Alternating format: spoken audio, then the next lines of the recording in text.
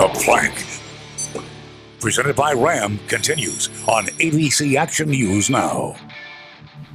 We've reached our final segment here on The Plank. John Sable alongside former Buccaneer Ian Beckles. And Ian, real quick, before we get to our points of this past game and looking forward to the Panthers, I want to get your thoughts on what you just heard from Jonathan Banks and Lovie Smith. Well, once again, when you talk about the media, Jonathan Banks is just going to tell the truth, okay? He's a football player. That's what most of us do. Coaches have to stay optimistic. Lovie Smith has to stay optimistic. That's his demeanor. Even last year at 2-14, he stayed optimistic.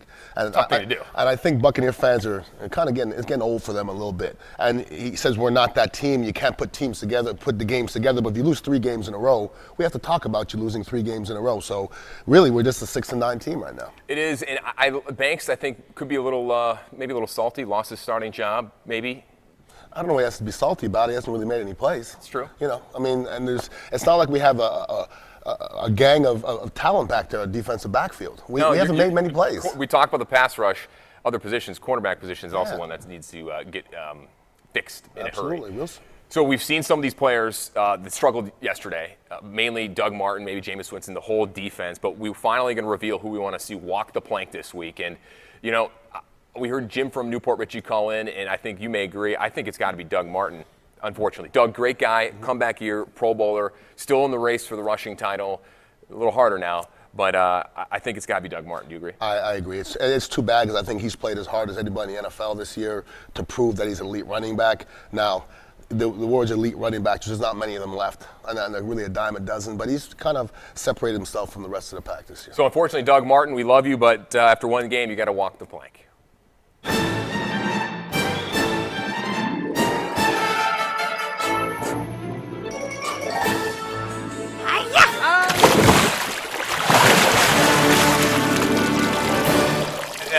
Due to the time constraints, we couldn't get you on the pirate ship. I think we left you back at port, but what do you think of that? That was very violent. Very violent. He stabbed him with the sword. It was very violent. He had a good flip, though. Yeah. At least he's not that tall. He doesn't far to fall. That's true. There you go.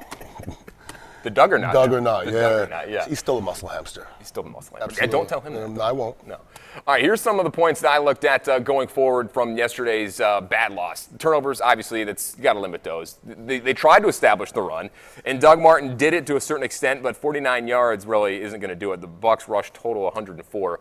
And the defensive takeaways, one thing we didn't get a chance to talk about, the Buccaneers don't win under Lovie Smith and they don't get a takeaway. They're 0-7 now under Smith when they without getting one, including the past 4 losses. All those teams had 4 losing records at that time. That stat, courtesy of our Greg Allman. Ian, what are your insights going forward here? Well, now we got to the end of the season and start talking about next season, okay? There's certain things we're going to need to do in the offseason. Getting speed is one of them. I just don't think we're fast enough offense to take the top out of the defense. Offensive and defensively, I think we need more attitude. Let's bring in a couple veteran players that know what it looks like. I brought up Ray Lewis. Who's our Ray Lewis? Okay, who's our Keyshawn Johnson? You might not like him as a person, but they brought attitude to the team. And if you go out there in free agency and you go to the draft, the first 2-3 picks, you can't miss on talent. Okay, we did pretty good this year, but in the last few years we've missed on a lot of talent. So, that's something they have to work on in the offseason. I think it's going to be a crucial offseason.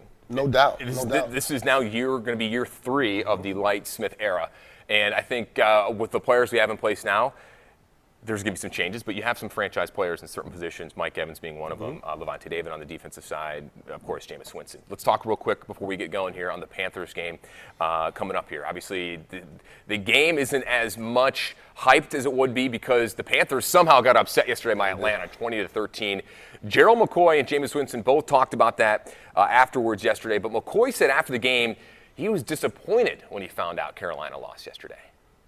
Yeah, it just kind of would have been good to go into the final game with them undefeated and have an opportunity to end that. But still got a great opportunity. It's still, in my opinion, the best team in the NFL. So they're at home. Who knows? Who cares if they play their starters or not? We got an opportunity for us to finish strong. So we just got to relish the moment, go back to work, fix our mistakes, and, ultimately – honestly, what we need to do this last game is just enjoy it. Yeah, we just got to win. I want this team to win. Anytime somebody's talking about someone losing, they're happy that someone's losing. I want to be on that side of the field, and I think we're capable of that. So they have a great year. So one loss, I guarantee you, they're not worried about that. They're gonna come and try to take our heads off like they've been playing well all year. So we got to come and compete. Real quick, predictions, thoughts? Well, first of all, I'm happy that this game means something because I heard Buccaneer fans say, well, hopefully the last game they have nothing to play for. Well, if we beat a team that's playing their backups have nothing to play for, what is that doing? Right. It's not doing nothing. I Now, agree. if we go and we beat Carolina and they're trying to beat us, that's something that, hopefully can bring us some momentum going into next year.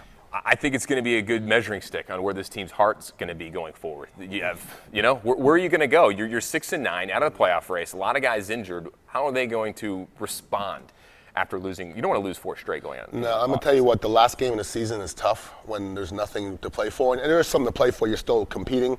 But Carolina is going to want to obviously throttle the Buccaneers, having lost a week before. And when it gets to the second half, you're losing by 2 touchdowns. Everybody's going to be looking at that clock, waiting for that thing to be ticking off. I did it quite a few times. And hopefully next week the Bucs can reload as they take on Carolina, and hopefully big upset going forward. Well, we want to thank everyone for tuning in this week's edition of The Plank. Ian, thank you so much. Thank you, brother. Appreciate it. We'll hopefully see you maybe next week and maybe even next season.